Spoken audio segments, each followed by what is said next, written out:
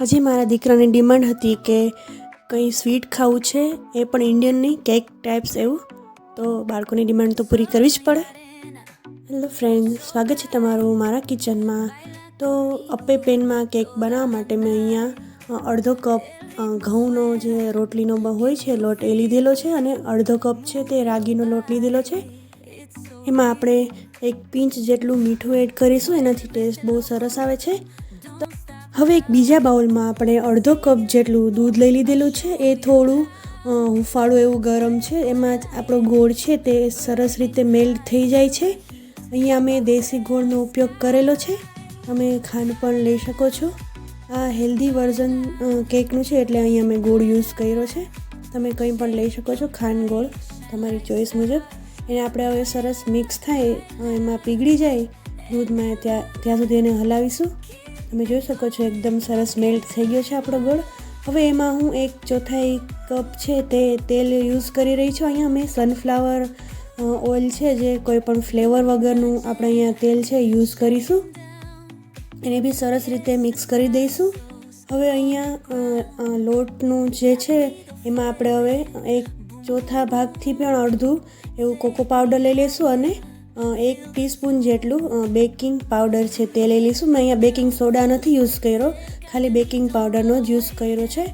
હવે જે dry ingredients છે ને આપણે સરસ રીતે મિક્સ કરી લઈશું, અને એમાં આપણું જે ગોળ અને દૂધનું મિક્સચર છે એને એડ કરીશું. અહીંયા મેં દેશી ગોળ લીધેલો છે એટલે હું એને અહીંયા ગાળીને યુઝ કરી રહી છું, કેમ કે એમાં ઘણી વખત આપણે કાકરી કે એવું હોય તો આપણે બને તો એને ગાળીને જ યુઝ કરવું. હવે આપણે આ બધું મિક્સ છે કેકનું, એને સરસ રીતે મળે ત્યાં સુધી મિક્સ કરી લઈશું. બેટર સરસ સ્મૂથ થાય ત્યાં સુધી એને મિક્સ કરવાનું છે આપણે. અહીંયા મિક્સ કર્યા પછી હજી થોડું ગાઢું છે એવું મને લાગે છે, તો એમાં 2 થી 4 ટેબલ સ્પૂન જેટલું દૂધ છે મેં પાછું એડ કર્યું છે, અને પાછું સરસ સ્મૂથ બેટર બને ત્યાં સુધી આપણે એને મિક્સ કરી લીધું છે. તમે જોઈ શકો છો એકદમ સરસ આપણું બેટર છે બનીને રેડી છે.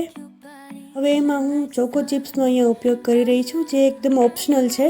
હોય તો તમે નાખી શકો છો, અને ના હોય તો પણ વિધાઉટ ચોકો ચિપ્સ પણ અહીંયા બને છે.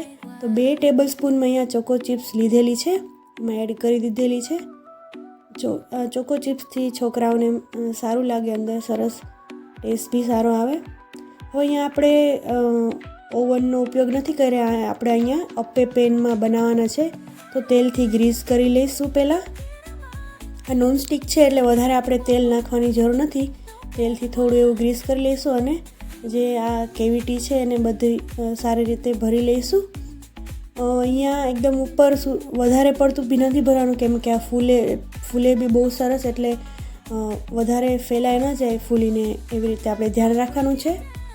એટલે સરસ રીતે આવી રીતે અહીંયા બધું ભરી લઈશું. છોકરાઓ તો આવી જ જાય, એને મનપસંદ ખાવાનું બનતું હોય એટલે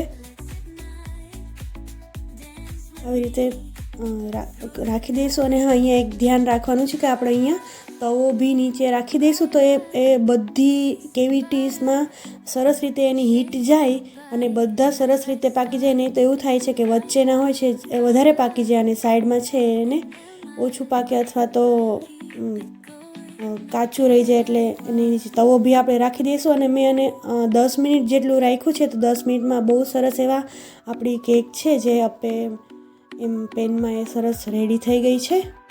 હવે આપણે એને એક ડીશમાં કાઢી લઈશું. બહુ સરસ બન્યા છે, એકદમ સોફ્ટ છે. ઓફકોર્સ બહુ ગરમ છે, થોડું ઠંડુ થાય એટલે હું તમને બતાવું તોડીને. આને એકદમ સોફ્ટ બન્યા છે ફ્રેન્ડ્સ, તમે ચોક્કસથી ટ્રાય કરજો. તમે અહીંયા ખાલી રાગીના બી બનાવી શકો, ખાલી ઘઉંના લોટના બી બનાવી શકો છો, અને મેંદો યુઝ કરીને પણ બનાવી શકો છો, તમારી ચોઈસ મુજબ.